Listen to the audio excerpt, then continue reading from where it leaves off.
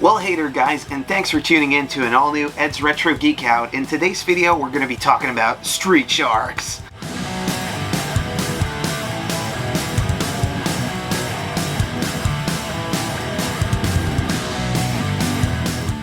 Street Sharks is a cartoon show about half-man, half-shark heroes fighting crime. Once again, a whole new breed of mutated animals, just like Teenage Mutant Ninja Turtles. They obviously had the toys, but in order to sell these, they also made an animated series, which aired from 1994 up to 1997, totaling with about 40 episodes, which you can watch on YouTube for free. Another interesting fact about this 90s cartoon is that it also had a successful spin-off series with Extreme Dinosaurs. And of course, both of those animated series were made in order to sell these Mattel-created toy lines. And toys isn't the only thing they made about the Street Sharks. There was merchandise, there were even bootlegs and knockoffs, the whole 9 yards. So in today's episode, we're going to talk about all that, more, and show off my collection. The toys were created by David Siegel and Joe Galliani of Mr. Joe's Really Big Productions. Now the story centers around the Botham brothers, who were, DNA mutated into Street Sharks by Dr. Paradigm. They did something with the DNA and yada yada, you got big bulky street freaking sharks. There were 4 of these Botham brothers, and those are the main characters in the toy line. You got Ripster, Streaks, Jab, and the Big Slamoo. Now I still wonder who does machines and who is the party dude. The idea for the fantastic toy line came from the success of Dino Riders, which was based on repainting the same mold of dinosaurs, creating new waves, and that was a really good way to keep production costs down. Now if we take a look at these toys and if we compare them to some of the other action figures that were released around the same time, the toys are significantly bigger, and there was a reason for this. The creators definitely wanted the toys to dominate the other ones that you played with. They were made to be bigger, badder, and the idea was that you could fit a Ninja Turtle inside of a Street Shark's mouth. Seems like they really wanted to take a bite out of the Teenage Mutant Ninja Turtle craze wave they were trying to ride on. They bite, they kick some serious sin. The toys had that real feel, just like the bigger dinosaurs in the Jurassic Park Kenner toy line. Honestly, all you ever needed for a successful toy line in the 90s was anthropomorphic animals and badass 90s cool dude lingo. Have you flipped your fin? Like Jawsome and Smelly Bro. Most of the toys were released to the public in prototype form at the 1994 Toy Fair, where a very young Vin, or should I say Finn Diesel, got the gig to showcase these wonderful toy products. And he did it kinda like this. I want to show you something up close and personal. I got something here with such fantastic detail that's gonna blow you away. Head shark! Fin shark! Yeah, Vin Diesel does a way better job than me, obviously. I've got something here with such fantastic detail it's gonna blow you away. Head shark!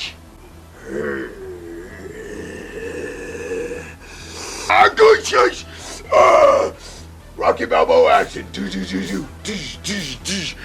Now the cool thing about this footage is that they still were not sure how they were gonna call all the characters. They didn't really think out or plan out everything yet, but it's really cool to see the prototypes in action and the Street Sharks already battling it out with one of the TMNT Troll Turtles. Like I said before, the toys were bigger, so they probably cost more, but that didn't seem to be an issue for Mattel at the time. Neither was the packaging. They were first released in boxes with cage bars, just like the Bogglin's toy line. But later, the bars were removed, so you just had a box, and at the end of the toy line, the toys were just released on a blister. This was due to many kids destroying the packaging whilst on display in toy stores. They received many complaints from toy shop owners that the packaging got destroyed quite easily. I guess the try me function worked a little bit too well. Lots of kids trying out these wonderful toys. Now before we move on with some more history, the bootlegs and the merchandising, I'm going to show you part of my collection that I own actually.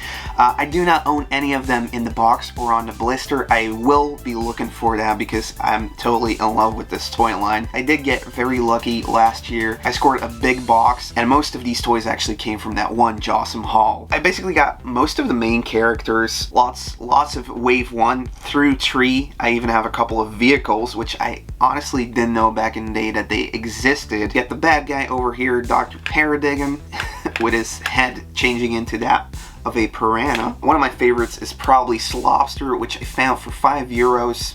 Really good deal that day. Moby Lick has got to be one of my favorites as well. He's got that thumb action going on. Now we got a Broken Slash. He's supposed to have a drill bit piece over here. And Killamari, yeah, with a water spray function. Then we have some of the vehicles. This is the Shark Copter, very cool piece to own. And over here we got Ripster sitting in the big monster truck. They also released these other type of vehicles, which were like kind of like arcade games that you would open up. You know, your character could use it to shoot out missiles and stuff. So over here we got the Shark Fighter, and over here we got the Tank Attack Sharkade.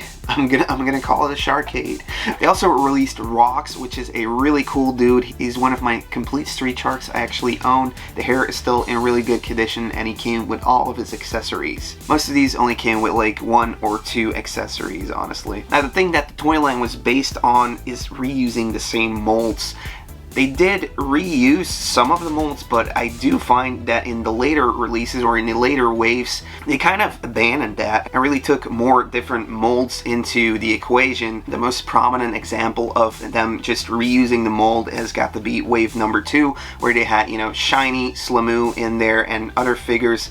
Apart from that, the other waves did show more new molds, and pretty good ones if you ask me. I also have Ripster on a motorcycle and Slobster on a roller cycle. However, I do not own any of the later releases, unfortunately. Now, around 50 figures and vehicles came out in this toy line. There was one exclusive, which was a mail-away form of Ripster, a 12-inch version of him. Now, this was actually a beta test where you would mail away for a higher end and more expensive toy, and they kind of just did this to get a mailing list to sell more expensive toys to these people. Kind of what's going on in the adult collector market right now is what they tried to beta test back in the day with Street Sharks. So it's pretty cool. Now you're actually doing your pre-orders for these higher end and highly articulated toys. The last 2 waves are actually pretty hard to come by now. Space Sharks is a wave that only got 1 production run out, and it wasn't released to all the areas, so it was actually only released to certain locations. And then we got Radical Benz. This is a strange figure to me.